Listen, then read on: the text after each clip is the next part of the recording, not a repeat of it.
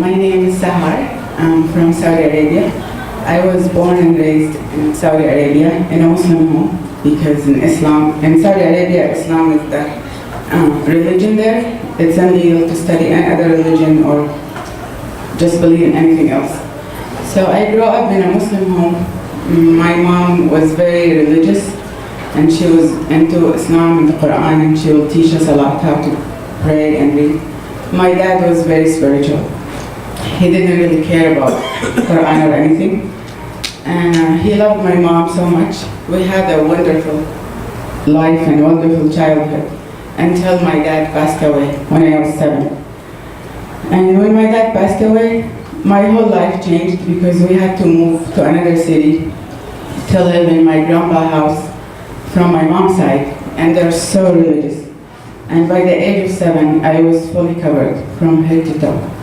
And I was forced to study Quran and, learn how to pray and all that. And because of this change, I was questioning a lot of things in my life, and including the death of my dad. I didn't understand death and where did my dad go. So I remember by the age of 9, I went to my mom and I asked her, where is my dad? And she told me he went to a long journey to God. Remember, he used to talk to God a lot, and he went to him. And that made me very upset with God. I was thinking, if God is good, why would he take my dad? He doesn't know we need a father. So after that, I remember I went to bed and I was thinking about everything my mom told me. And I prayed to God. I told him, if you're real, if you're dead, and my dad is with you, I want to wake up at 9 a.m. And I did. I woke up at 9 a.m. and I was surprised. I'm like, wow, this God is real, he listens. But when I shared this story with my family, they told me it's just a coincidence, it's not real. God doesn't operate like that, don't talk to him. He's there in his throne, just worship him, read the Quran, pray 5 times a day, and that's all what you have to do. So they kind of killed that desire in me to really connect with God. But my life was hard. As you know, in Saudi Arabia, women are treated so bad. And I was from a Shia background, so I was double persecuted for being a woman and Shia. And my dream and desire was to leave Saudi Arabia and go have the freedom I deserve as a woman.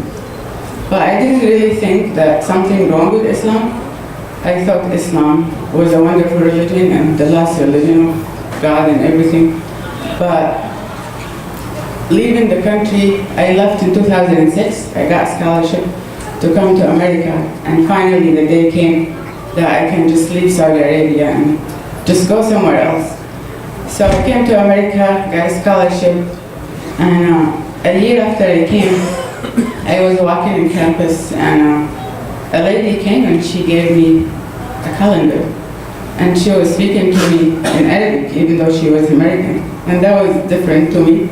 And she told me, I'd like to get to know you. I'm going to the Middle East soon. My father has a business and he travels a lot. And I want to know more about your culture. So we connected that way, and then I met with her. And she asked me, what do I know about Christianity? Well, all what I know is wrong. I told her, you believe in 3 gods, Father, Mary, and Jesus, which is so different than what we believe as Christians. And I told her, the school I used to go to was Chico State, and it's a party school. And all my friends will tell me, it's okay, party, drink, do whatever you want. On Sunday, go confess your sins and you're good to go. And I never liked that. You can't just play a game with God. So I shared that with her, and she told me, no, that's not what we believe. And she started sharing with me from the Bible everything that I learned wrong. She corrected it to me. And she asked me about the calendar, and I told her, I don't know, just a calendar. She said, no, in the back it has the Gospel of John, how to have peace with God. And at that time, my English wasn't that good, and I don't know anything about Christianity. And I told her, what is the Gospel and who's John? And she started teaching me little by little. But she was so patient and loving with me. For 6 years, we we've been challenging each other. She knows the Quran very well, and we start talking a lot about it. And I remember she asked me, what do I think about the Quran? And I told her I don't believe in everything in it. There are some things that I don't agree with. And she told me, you can pick and choose. If you really believe in the Quran, it's the word of God, you should believe the whole thing. Because that's what I do, I believe the Bible. And that challenged me a lot, because I know I am a Muslim, but I don't really agree with everything in the Quran.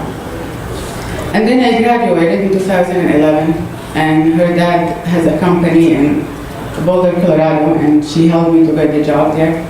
So I moved there, and she also arranged for me to live at a dorm, and it's a ministry called Horizons International. So I moved there, and by that time I knew who are the real Christians, who are the ones they're saying Christian, but they're not living it. And I met a lot of Christians there, and they started sharing with me. And the thing that really touched me, seeing Christians from Muslim background, there were 6 of them. And I asked them one by one about their testimony and met with them, and I was amazed at God's work in their life. It was amazing how God transformed their life. And one of them, she had cancer, and Jesus healed her completely. And she was sharing with me. And then I met a Saudi girl from my same town, and she shared with me her testimony. She had an encounter with Jesus, and he told her, I am the way, the truth, and the life. Follow me. So when I met her, everything she was sharing, it's like what I was struggling with, but I wouldn't share with anyone because of my pride, I'm Muslim and that's it. But in between me and myself, I know there are a lot of issues in Islam that I didn't like. So she shared with me, and I told her, well, Jesus came to you, he didn't come to me. If he comes to me, I will believe, but I love your story.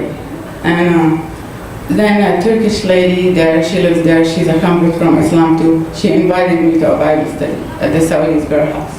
And we went, and I loved that day. It was amazing. I've never been to a Bible study before, and they started praying for each other, and I just felt the love. And they're open, they share their sin, and they're not afraid of judgment or anything.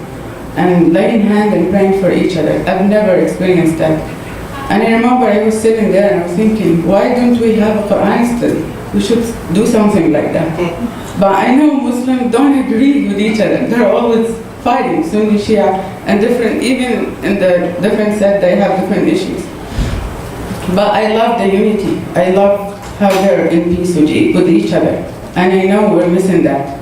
And then they start reading the book of Romans, and I was bored because I didn't know what's going on. And then I asked them for a Bible, and they gave me one. And I opened it. I know God took me there because I always struggled with the heaven in Islam, the idea of heaven in Islam. And God took me to Matthew 7. And when a group of people came to Jesus and asked him, this woman has 7 husbands, and when she goes to heaven, who's going to be her husband? And Jesus said, there is no marriage in heaven. You will be like an angel. I love that verse. I was reading it, but I didn't share anything with him. I went home, was thinking, this is beautiful. I love this heaven. But if I want to go to this heaven, I have to believe in Jesus. But in my mind at that time, Jesus is just a prophet, he's not God.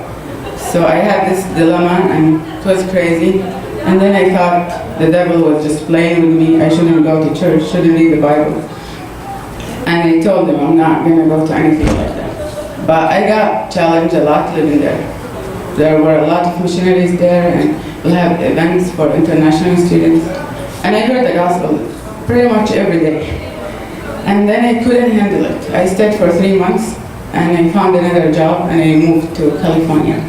But when I moved back, I really missed them. Called them my crazy Christian friends. I missed them. They loved me. Nobody ever loved me like that. And I know they care for me. They will share because they care about me. It's not like in a forcing way or anything, but out of love. So because I missed them, I started going to church. Arabic church and American church. And I started questioning my faith in Islam. And I even went to YouTube and I searched a lot of testimonies. And I heard a lot of people leaving Islam coming to Christ. And I wondered why, but the more I listened, the stories are so different, but there is something in common. They called Jesus, and they opened their heart to know the truth, and Jesus came. He answered them. And I thought, my God is far distance. He doesn't care about me. I don't even know him. And I don't agree with everything in Islam. Why would I be a Muslim? And I left Islam. And for 5 months I was searching, going to church, reading the Bible. But Jesus being God, it never registered in my mind. It didn't make any sense to me. And the idea that God died in the cross, it wasn't logical for my mind. So I called Cynthia and I told her I left Islam. I don't know what I believe, and I feel like I have no identity. I don't know who I am, and I feel empty inside. It was a very hard time in my life. So Cynthia told me, we've been friends for 6 years, and I shared with you a lot. I don't know what else I can tell you.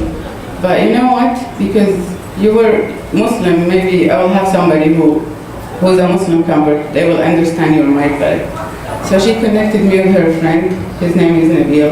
And thank God at that time he was in the Bay Area. So we met and I told him, I know I heard a lot of testimonies. I know a lot of people becoming Christians. But you're a doctor, you're educated, and how do you believe Jesus is God? Even the Bible, it's not that clear. Jesus never said, hello, I'm God, come follow me. It's not that clear. I'm reading and I'm not figuring it out. He's Son of God, Son of Man, and He's God. It's so confusing. So he shared with me his testimony, and again I was amazed because God gave him 3 visions, and he started searching, and he became a Christian. And I told him, I'm not denying that, but I'm not sure the Jesus who talks to you is God. Maybe he's just a prophet. God is using him, just in the Quran. You know, God used him to do things, but who is not God. And then he asked me, he told me, tell me more what you're struggling with so I can explain to you. And then I told him, how can God, the God of the universe, be a baby, come to this earth as a baby, and then people kill God? That doesn't make any sense. It's all about love. And 4:18 says, there is no fear in love, but perfect love casts out fear. And he couldn't deny such love. I felt his presence in the place. And because everybody who shared with me, they had an encounter with him. And I was looking like, where is he? I don't see him. But I felt his presence. It was so powerful. And I couldn't deny such love. I just surrendered to his love. And I know he's King of Kings and Lord of Lords, and he gave me life.